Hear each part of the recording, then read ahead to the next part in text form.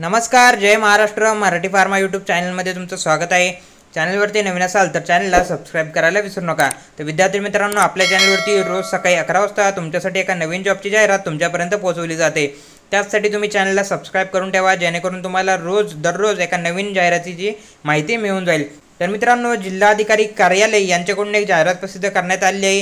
ही जी जाहिरात असणार आहे मित्रांनो, कोतवाल म्हणजेच महसूल सेवक या पदासाठी ही पदभरती असणार आहे. त्यासाठी विविध तालुक्यांसाठी त्यांनी ही भरती काढली आहे. इथे तुम्ही सविस्तर तालुके बघू शकता. पाथर्डी, त्याचबरोबर संगमनेर, श्रीरामपूर, शेवगाव, त्याचबरोबर श्रीगोंदा, राहता, त्याचबरोबर राहुरी, त्यानंतर अजून असे तालुके त्यांनी इथे मेन्शन केलेले आहेत. तुम्ही जर या तालुक्याचे रहिवासी असाल तर तुम्ही यासाठी अर्ज करू शकता. मित्रांनो, प्रत्येक जे काही तालुका असणार त्यासाठी त्यांनी प्रत्येक जाहिरात सेपरेट जाहिरात एक प्रसिद्ध केलेली आहे. या जाहिरातींची लिंक आपल्या डिस्क्रिप्शनमध्ये प्रोव्हाइड करून देतो. तिथे जाऊन तुम्ही प्रत्येक जाहिरात ओपन करा तुमच्या तालुक्यानुसार आणि ती जाहिरात तुम्ही सविस्तर वाचू शकता. त्यासाठीच मी तुम्हाला एक जाहिरात आता ओपन करून दाखवतो आणि त्या जाहिरातीबद्दल आज आपण सविस्तर माहिती पाहणार आहोत. तर ही असणारे मित्रांनो, उपविभाग अधिकारी पाथर्डी भाग पाथर्डी यांचे कार्यालय या तालुक्याची जाहिरात आज आपण बघणार आहोत. महसूल सेवक कोतवाल या पदासाठी ही भरती असणार आहे. यामध्ये काय लागणारी पात्रता ते आता आपण बघूया. त्याचबरोबर त्याआधी जागा किती असणार आहे ते आधी बघा. अर्जासाठी ऑनलाईन अर्जाला सुरुवात झाली आहे. 8 जुलै 2025 पासून ऑनलाईन अर्जाला सुरुवात झाली आहे. शेवटची तारीख असणार ती असणार आहे 18 जुलै 2025. या तारखेला तुम्हाला ऑनलाईन पद्धतीने अर्ज करायचा आहे. त्यांची ऑफिशियल वेबसाईट त्यांनी इथे मेन्शन केली आहे. ती वेबसाईटसुद्धा आपल्या डिस्क्रिप्शन चॅनलमध्ये मेन्शन करून देतो.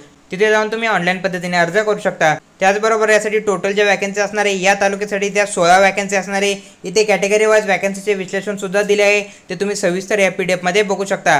त्यानंतर आता यासाठी बघूया काय लागणारे पात्रता.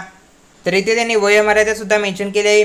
महसूल सेवक कोतवाल या भरतीसाठी तुमचं वय जे असणार आहे कमीत कमी 18, जास्तीत जास्त 40 वर्ष हे वयोगट तुमचे असावे.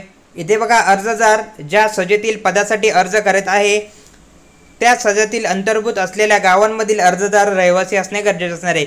म्हणजे तुम्ही जिथून अर्ज करणार आहे ज्या तालुक्यातून तुम्ही त्याच तालुक्याचे रहिवासी असणे गरजेचं असणार आहे. त्याचबरोबर यासाठी तुम्हाला शिक्षण जे असणार आहे शैक्षणिक अर्हते बघा 4थी पास इतकी लागणार आहे. म्हणजे तुम्ही 4थी पासवरही तुम्हाला सरकारी नोकरी मिळण्याची चांगली संधी असणार आहे.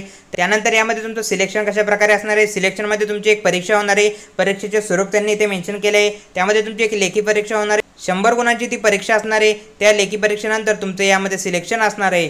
त्याबाबत सुद्धा सर्व सविस्तर माहिती त्यांनी इथे प्रोव्हाइड केलेली आहे. तर इथे पगाराबद्दल माहिती प्रोव्हाइड केली आहे. इथे बघा, दर महिना तुमचं जे काही मानधन असणार आहे ते 15,000 रुपये पर मंथ इतकं तुमचं मानधन असणार आहे.